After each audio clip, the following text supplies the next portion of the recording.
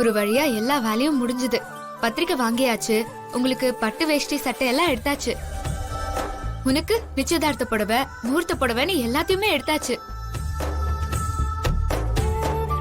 கல்யாணத்துக்கு மட்டும் 2 பேருக்கும் ஒரே மாதிரி புடவை வாங்கணும்னு அத்தை ஆசைப்பட்டாக. அவங்க ஆசைப்பட்ட மாதிரியே உனக்கும் எனக்கும் ஒரே மாதிரி புடவை. நீ புருஷனையே ஒரே மாதிரி பாத்துட்ட. இதுல புடவை ஒரே மாதிரி எடுத்ததுல என்ன ஆச்சரியம் இருக்கு? சரி, எல்லாமே நல்லா இருக்கான்னு பாருங்க. எனக்கு நேரமே இல்ல. முதல்ல கோயிலுக்கு போய் பத்திரிக்கைய சாமி முன்னால வச்சு ஆசீர்வாதம் வாங்கணும். அப்புறம் எல்லாருக்கும் கொடுக்கவும் ஆரம்பிக்கணும்ல.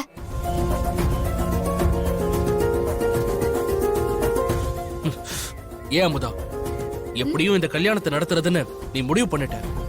நீ கண்டிப்பா உன் மனசை மாத்திக்க போறதில்ல.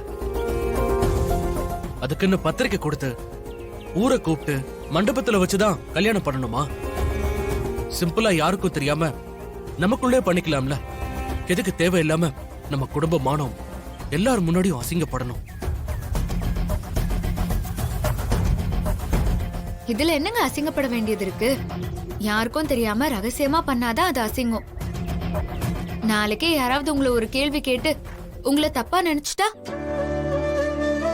அதான் ஊரை கூப்பிட்டு என்னோட சம்மதத்தோட தான் இந்த கல்யாணம் நடக்குது, இவங்கதான் என் தங்கச்சி புருஷன்னு எல்லாருக்குமே தெரியப்படுத்தணும்.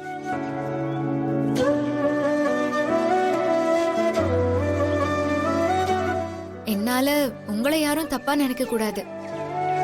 அப்போ உங்க குடும்பத்துல எல்லாரையும் கூப்பிட போறேன்னு சொல்லு. அதான் உங்க அப்பச்சி, அண்ணன், தம்பி இவங்க எல்லாரையும், முக்கியமா உங்க அண்ணிய கூப்பிடுவல்ல?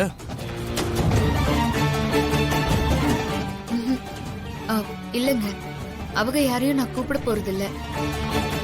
அவங்க மண்டபத்துக்கு வந்தா தேவையில்லாம என் மனசதான் கலக்க நினைப்பாக.